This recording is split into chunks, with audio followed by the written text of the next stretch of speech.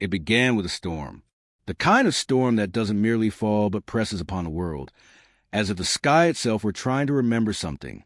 Harold Finch stood before the rotted door in the basement of his childhood home, a crowbar trembling in his hand. He hadn't been here in 60 years. The house, abandoned since his father's mysterious disappearance, had sagged into a kind of sorrow. Cobwebs hung like funeral veils, and the air smelled of damp wood and rusted pipes. The storm outside was tearing at the world, and somehow it seemed to reach through the old boards of the house, rattling the locked door in the basement. That door had always been forbidden, his father's only rule. Never go down there, Harry, not even if you hear me calling.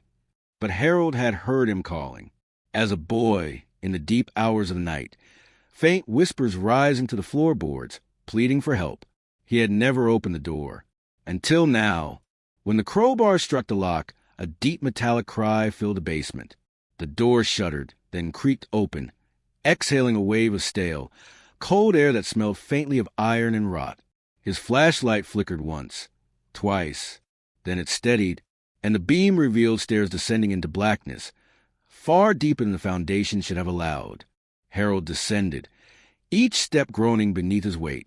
The air grew colder, heavier. His breath began to show, misting like smoke. The light caught strange shapes carved into concrete walls, circles intersecting with lines, symbols he didn't recognize, yet that stirred a half-memory, as though he had drawn them once in childhood without understanding. Halfway down, the wooden stairs turned to stone, then to something else, not stone, not earth, but a slick, smooth material that absorbed light instead of reflecting it. The tunnel twisted, expanding into a vast underground chamber. His flashlight swept over the walls, and he froze. They were covered in photographs, thousands of them, old, sepia-toned, curling with age, each one showing a different person, each one dated by hand in red ink. The earliest read 1891, the most recent 2025, and among them, one photo made his hand tremble. A picture of himself at 12 years old, standing outside this very house. He turned it over. On the back, written in that same red ink, he opened the door. A low hum began to rise from the depths, like machinery stirring after a long sleep. Lights flickered in the distance, pale, phosphorescent bulbs that hadn't seen electricity in decades. Harold followed the hum. The corridor ahead led to a large iron door, its surface rippling faintly, like the reflection of water. He pushed it open and stepped into a darkroom. Dozens of photographs floated in tanks of liquid. The smell of developer was sharp, acidic. Only, these weren't ordinary photographs. Each image showed the same room, this one at different moments in time. The furniture changed, the walls decayed, but one figure was constant. A man, always standing in the corner, half in shadow, half blurred by motion. As Harold stared, one of the photographs in the tank began to move. The figure inside turned its head, slowly, deliberately, until its gaze met Harold's. The glass cracked. The fluid spilled out, spreading across the floor like ink. And then he heard it. You were supposed to stay upstairs. The lights died. For a moment, there was only the sound of dripping water, and something breathing. Something that wasn't Harold. When an emergency flashlight flicked back on, the walls were bare. The photos had vanished. In their place, words were carved deep into the concrete. We keep what we hide. A shadow moved behind him, heavy and human-shaped. Harold turned, raising the light. There was his father, or rather, what had once been his father, skin pale as candle wax, eyes clouded, but smiling faintly. "Harry," the thing whispered, "I told you not to open the door." It took a step forward, its voice breaking into echoes, many voices, all at once. The door was not a door. It was a mouth, and it remembers what it ate. Harold stumbled back, tripping over something metallic. He looked down. There was an old camera lying on the floor, still warm to the touch. Inside it, the film advanced by itself with a soft click-click-click, capturing each second. He pointed the light at the creature, but where the beam touched, it revealed dozens of faces shifting beneath the skin, his father's, his own, strangers he'd never seen. The air grew thick. The hum rose again. Then the thing spoke one last time, almost gently. "Now you belong in the basement, too." The camera flashed. Days later, the storm cleared. The authorities arrived after reports of lightning damage. They found the house partially collapsed, the basement flooded. No sign of Harold Finch, just an old camera floating in the water, its film perfectly preserved. When they developed it, the photos showed only one thing: a dim basement room and a door, closed, but with a faint outline of light glowing underneath, like something inside was waiting to be let out. And in the final photograph, the door was open again. 2 weeks later, a young urban explorer named Lena Cortez stumbled across the story online. She'd seen the grainy photos, read the police reports that ended in ellipses and missing pages, and something about it gnawed at her. She didn't believe in ghosts or curses. She believed in forgotten history. When she reached the Finch property, the air was unnaturally still. The forest had begun to reclaim the house. Ivy crawled through broken windows, and the roof sagged like the back of a sleeping animal. She descended into the basement with a flashlight and a camera strapped to her chest. The smell of mildew and something metallic filled the air. The door Harold had broken into was gone, replaced by a new one made entirely of black glass. It looked too perfect, too recent. Her reflection stared back at her. Except it blinked a fraction too late. Lena reached out, fingertips brushing the surface. It rippled. Without a sound, the glass swallowed her hand. The cold that rushed up her arm wasn't just temperature. It was memory, old and heavy. She tried to pull back, but the surface held her fast. A whisper slithered through the dark. "You shouldn't take what the house keeps." Then the door yawned open. Lena stumbled into a chamber lit by an eerie blue glow. On the walls hung rolls of photographic film that stretched endlessly upward, as though the room had no ceiling. Each strip showed a different scene: streets, people, wars, births, history itself, unfolding frame by frame. But one reel was different. It showed the basement, shifting as if filmed from multiple times at once. In one frame was a boy. In another, a man. In another, a woman with Lena's own face, frozen mid-scream.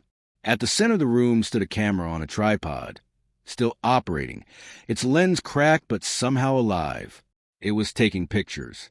Of her. The shutter clicked slowly, rhythmically. Each flash revealed a new inscription on the walls. Every photo traps a moment. Some moments never die. Behind her, a faint voice whispered, a child's voice this time.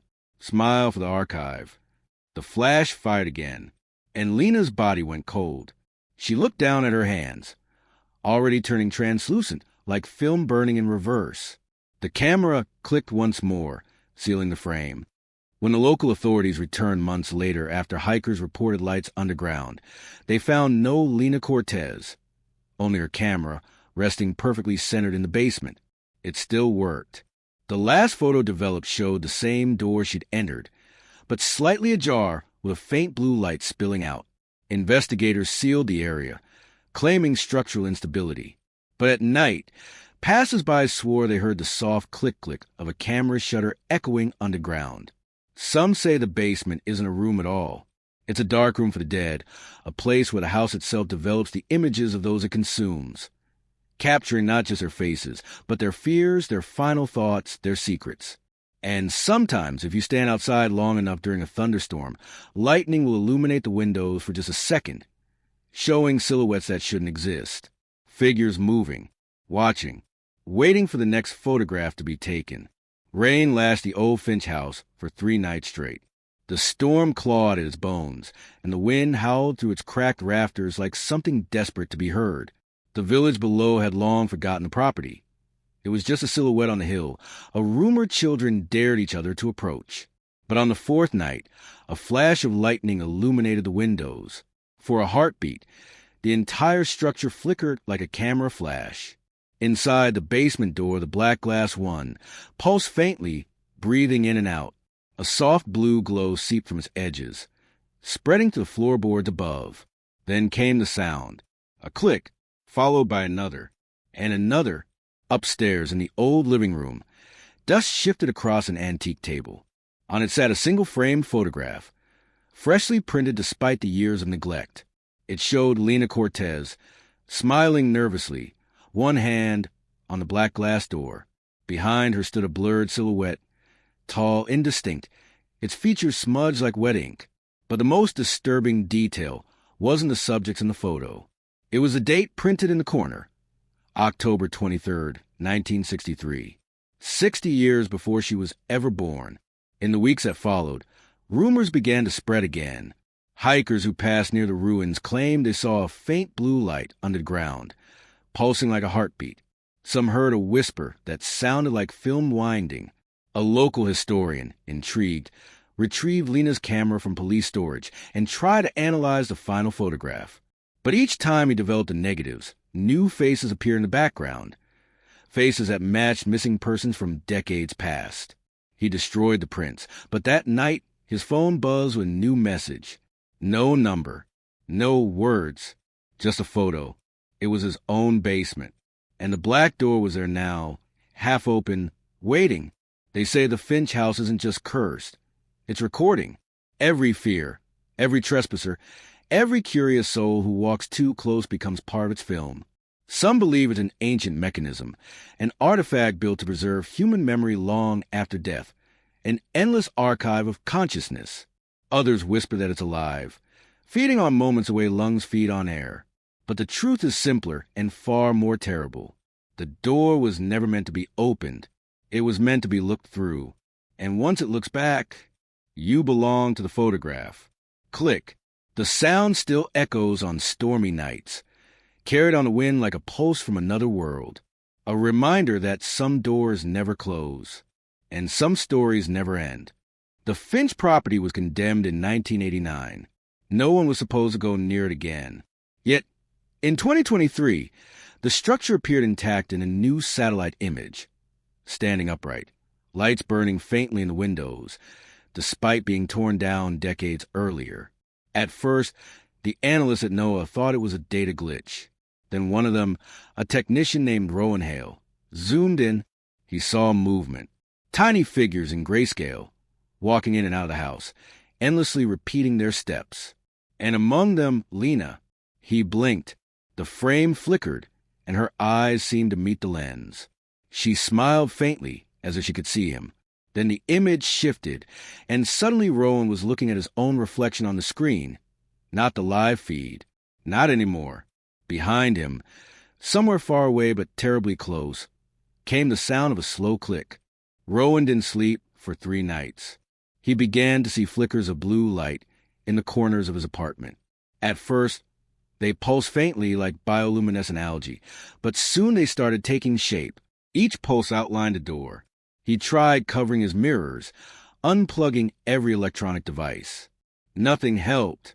Every time the lights blinked, the same whisper surfaced from nowhere. The archive is incomplete. By the 4th night, Rowan stopped resisting.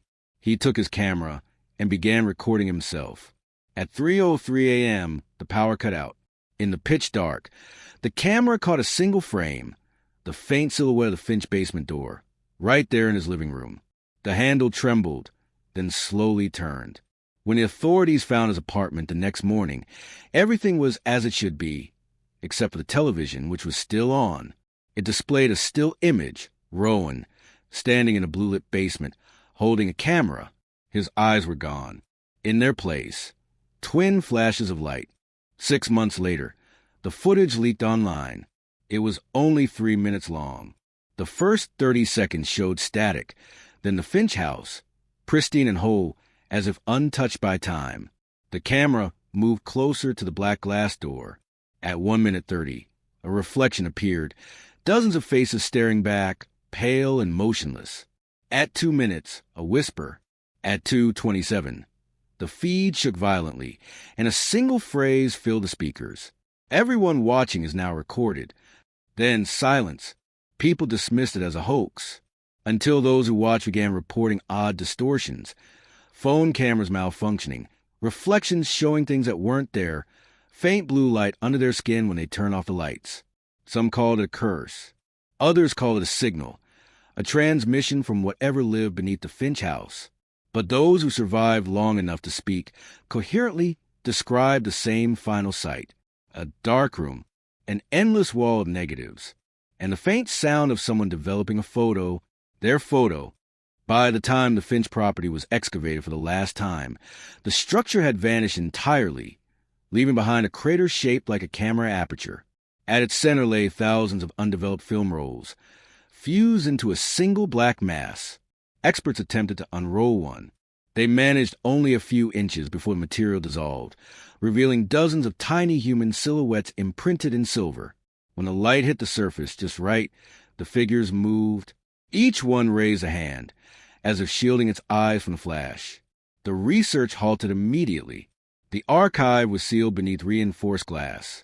Yet at night, the sensors placed around the site still detect faint bursts of electromagnetic interference, rhythmic, precise, like a camera shutter. Click, click, click. The last recording from the excavation team captured a man whispering to himself before the tape cut out. It's still developing. And somewhere in the static of old televisions and forgotten frequencies, the Finch house continues to take its pictures, not of the past, not of the dead, but of the world that keeps looking into it. In 2043, 30 miles from the original Finch property, a new housing development began. The site foreman, Daniel Ivers, had never heard the stories. The land had been rezoned, the soil tested, clean, stable, unremarkable, until the third week of construction. The crew was digging the foundation for Lot 12 when the backhoe struck something solid. Not stone, not metal, something smoother. When they unearthed it, everyone fell silent. It was a door, buried vertically, perfectly preserved, made of the same black glass that had once stood beneath the Finch house. Daniel laughed nervously. "Must have been an art piece," he said, brushing off the dirt. But the air around it was cold, not natural cold, but depth cold, like the breath of something beneath the earth. He ordered it left in place, marked for removal the next day. That night, however, the security cameras around the site flickered and went dark. When the footage was reviewed the next morning, one feed had survived. It showed the door wide open, and Daniel standing in front of it, head tilted as if listening. Then came the flash. Within a year, the entire development was finished. Families moved in. Everything seemed fine, until the cameras in every home began malfunctioning in the same way. Photos appeared in their phones that no one had taken. The kitchen at night, the hallway at 3:03 a.m., faces looking back from mirrors. And in each photo, the same faint glow, a thin blue line, running vertically down the frame. When one resident, a photojournalist named Amira Sloan, enlarged the image, she realized the line wasn't a lens flare. It was a door, distant but distinct, standing in the middle of the street. The more she enhanced it, the closer it seemed to move, frame by frame, night after night. By the 12th night, the door was at her doorstep. No one remembers the exact night the city went dark. Some say it was a storm, others a global grid failure.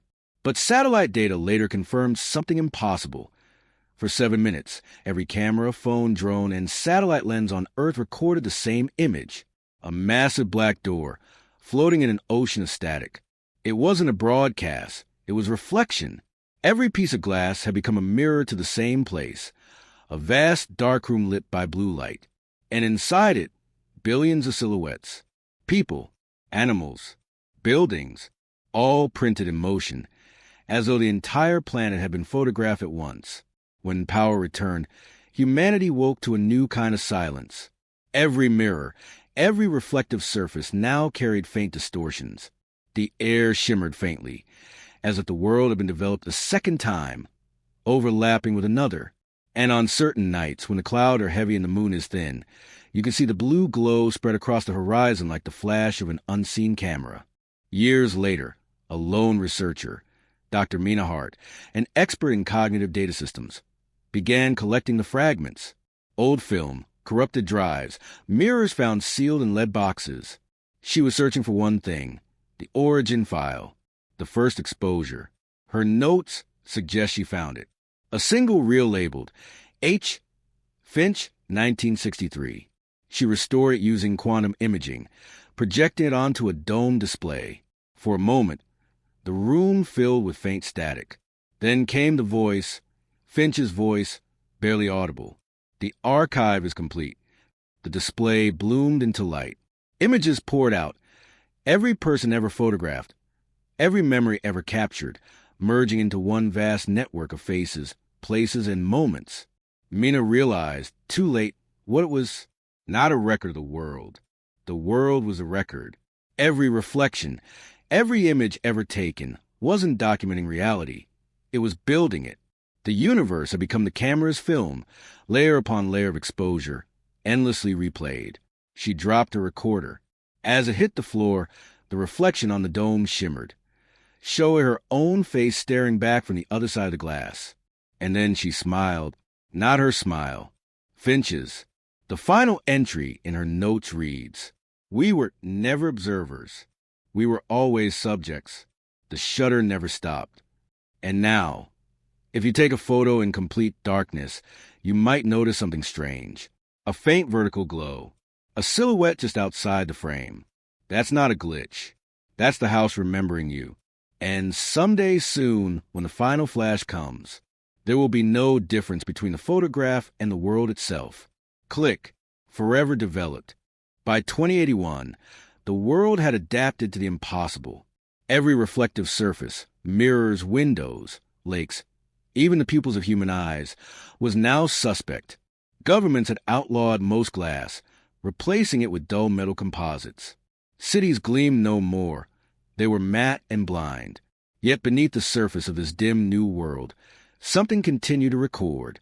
They called it the Shutter Network, a living system of data currents that flowed through quantum signals, all rooted in the day the exposure event began. No one built it. No one controlled it. It simply was. And deep within the network, someone or something was awake. Dr. Mina Hart had been presumed dead for 20 years. Her lab found in ruins, her body never recovered. But now her voice had resurfaced, broadcast across defunct communication channels in 1,000 languages at once. The light remembers. The door must stay open. I am inside. The message looped for 7 minutes before the transmission cut off. Cybernetic historian Jonas Vale, obsessed with the Finch archives, traced the signal to an abandoned coastal city in Maine, near the original Finch property. When he arrived, he found the ruins strangely preserved, as if time itself avoided them. In the center of the ghost city stood a single house rebuilt from memory, the Finch house. Its basement door was open. Jonas descended, flashlight trembling. The basement was vast, far larger than the structure above could contain. And there, hovering in the dark, was a negative world. Imagine a landscape made of reverse light. Black oceans glowing faintly white, the sky like dark glass cracked with lightning veins. It wasn't hell, but a mirror of existence, the undeveloped half of reality. In the center stood a tower of camera shutters, each one blinking open and closed in slow rhythm. With every blink, the world shifted, replaying itself like a film reel being edited frame by frame. Jonas approached the tower. A voice whispered through the static air. You've always been watched, Jonas. Every reflection is a memory you left behind. And we never forget. From the light emerged Mina Hart. Her skin shimmered like projected film, and her eyes reflected not him, but countless versions of him, staring from other angles, other times. You found me, she said softly. But this place isn't a prison. It's the dark room of creation. Jonas, terrified yet entranced, asked what she meant. The Finch door didn't unleash evil, she said. It finished development. The universe is a photograph being printed, slowly, eternally. Every choice burns light into being. Every fear leaves a shadow. And then she smiled, the same impossible smile that Finch once wore. Jonas fled the basement, but as he emerged, daylight fractured around him. The sky shimmered as though made of glass, and he saw them, thousands of people frozen mid-step, mid-breath, mid-blink. The world had paused. Above, a colossal aperture opened in the clouds, iris-like, mechanical, yet organic. It pulsed once like a heartbeat. Then came the click. The earth flashed white. Every mountain, every city, every face, captured, Reality inverted, then reformed in silence.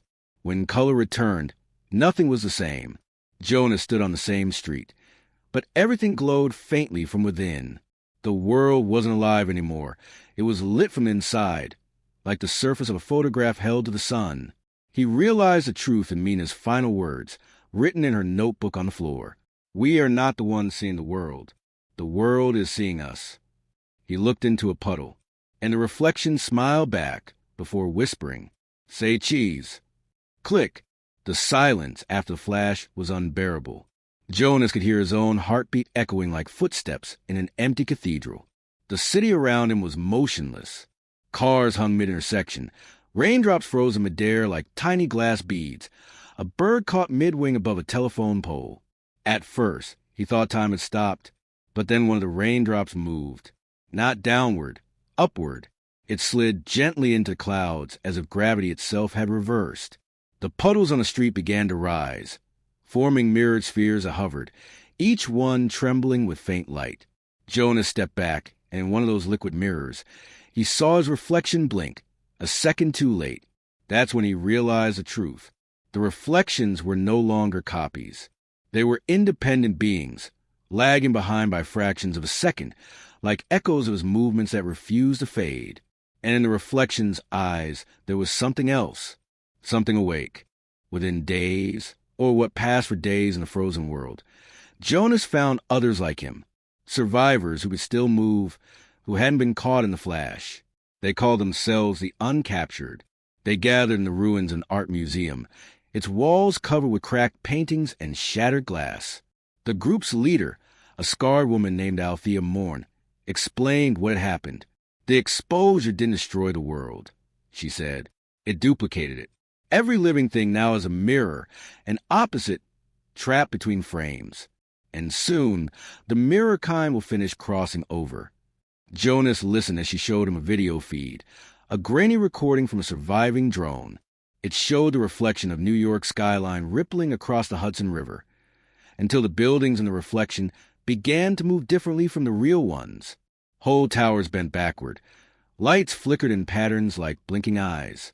Then, one by one, the mirrored skyscrapers turned toward the camera, as if the city itself had noticed it was being watched. The Uncaptured believed there was one way to fix the world: reopen the Finch door and reverse the exposure, allowing the negative reality to collapse back into the positive. Jonas, haunted by Mina's words, wasn't so sure. He remembered her face shimmering like silver nitrate, her voice saying, "The light remembers." But the longer they waited, the worse it became. Reflections began to whisper at night. People saw movements in windows that no longer corresponded to their own. Some uncaptured vanished without a sound, leaving only faint afterimages burned into walls. Then came the pulse. The sky flickered and the colossal aperture, the one Jonas had seen in the clouds, opened again, but this time something was coming through. Jonas and Althea led a small team back to the old Finch property, now a charred crater by the sea. Beneath the soil, they found a faint humming, an underground chamber pulsing with blue light. It was the original basement. The black glass door still stood, pristine and waiting. Jonas approached it, trembling. For the first time, he saw his reflection clearly, not warped or delayed, but alive. His reflection smiled, mimicking him perfectly. Then it spoke. "You've always belonged here, Jonas. You were never looking through the lens. You were the lens." The word struck him like lightning. Every memory he'd ever had, his childhood, his work, his search for Mina, flashed before him. But each scene was lit differently, like stage photographs. Was he ever real? Or just an image walking through someone else's frame? The door began to open. On the other side wasn't darkness. There was light. Soft, endless. White light filled with floating figures, each one shimmering with faces from every era. Finch, Mina, Althea, even Jonas himself, dozens of him, all caught mid-expression. He stepped forward. When Jonas opened his eyes again, he stood in a field of still sunlight. The air was quiet, heavy with memory.